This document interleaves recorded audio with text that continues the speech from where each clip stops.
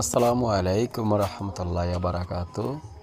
আমার প্রিয় বন্ধুরা এবং ভাই বোনেরা, আপনারা সবাই কেমন আছেন? আমি দোয়া করি আল্লাহ পাক রব্বুল আলামিনের কাছে আপনারা সকলে ভালো থাকেন।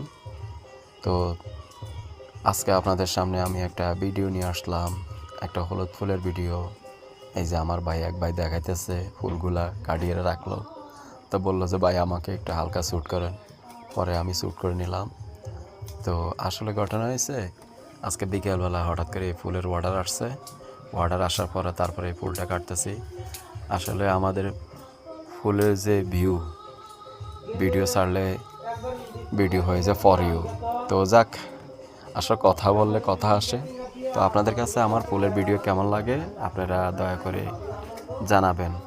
তো আমি নতুন মানুষ, আমি এই ইউটিউব চ্যানেলটা খুলছি। আপনাদের ভালোবাসা যদি হয়তো আপনারা ভালোবাসা দেন, তাহলে আমি আরও সামনে আগাতে পারবো আর আপনাদের সুন্দর সুন্দর ফুলের ভিডিও দিতে পারবো।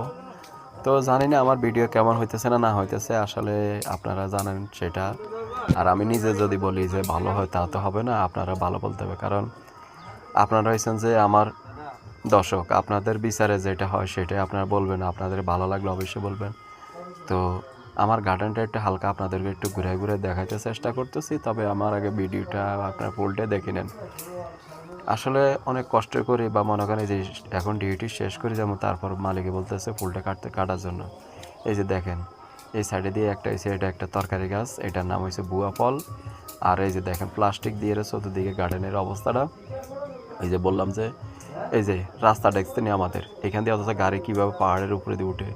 আসলে অনেক খাড়া রাস্তা। তারপরে এরপরে আপনাদেরকে ভিডিও করে দেখতেছি আমরা এখান দিয়ে পায়ে হাঁটিয়ে উঠতে, আসলে অনেক কষ্ট। তারপরে কি করব, মালয়েশিয়ান জায়গা, কি করব, বিদেশ বলতে কষ্ট। তো যাক, ভালো থাকবেন। ওকে, আল্লাহ হাফেজ। ভালো।